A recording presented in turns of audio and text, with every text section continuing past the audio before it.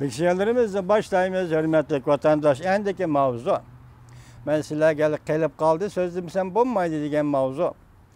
Amerika Koşmuş Ştatları Devlet Meclisi Avam Palatası beraberlik prensibi boyunca Tibet'e kiriş.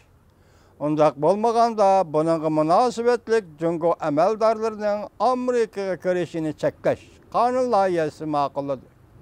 Mavzulu haber 9. ayının 26. günü Amerika Avazı'nın Xitay tili programı ilan kılındı. Haber. Bundak başlandı. Washington. Amerika Koşmuş Ştatları Devlet Meclisi Avam Palatası haftanın 2. günü. 9. ayının 25. günü bir türlü Tibet meselesi boyunca Amerika Koşmuş Ştatları Devlet Meclisi'nin meydanını izharlaydıgan kanun layihesi makulladı. Bu beraberlik prensibi boyunca Tibet'e kiriş kanun layihesi dep ataldı. Kanun layihesi bundaq görüstüldü. Amerika Koşmuş Ştatları Devlet Mahkemesi Cungo diplomatik emeldarlarının Amerika'nın kısmen caylarına kirişige ruhsat kılgandak Cungo hükümetinin zor cihette geçirilen Amerika diplomatik emeldarlarının Cungo'nun başka caylarını ziyaret kılışıga cümleden Tibet'ni ziyaret kılışıga yol koyuşunu oyuş gerek.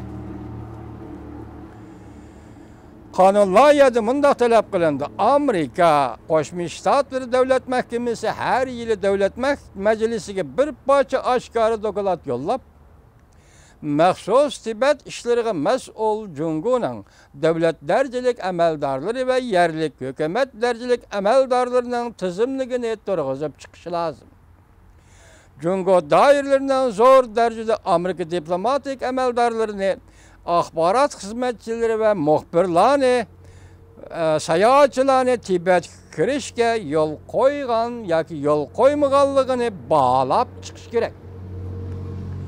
Eğer Cungo hükümeti Amerikalıklarının Tibet'e kirişini devamlı çeklaydigan bolsa, tizimlikteki Cungo emeldarlarının Amerika'ya kirişige ruhsat kılınmaydı.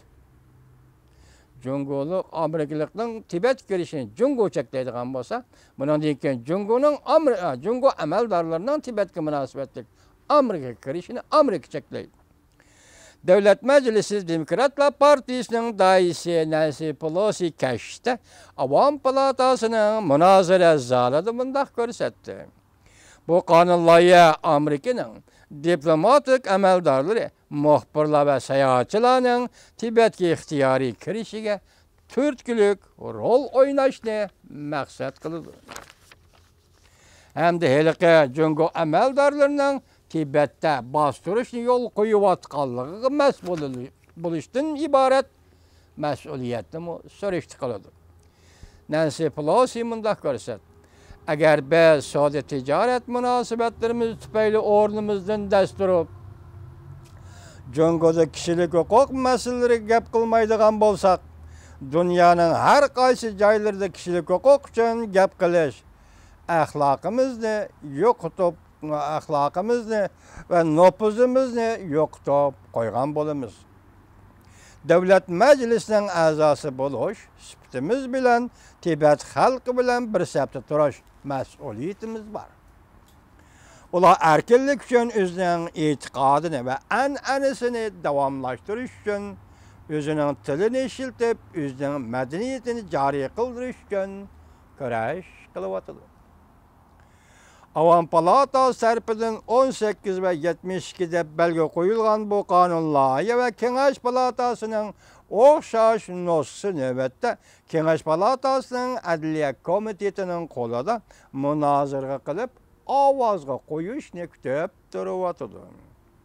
Kengeş Palatası'nın umumi yığınıda makıllıktın ötkendiğin kim bu kanun layihesi derhal Aksaray'ga Prezident Trump efendinin imza koyuşuga yollanıldı.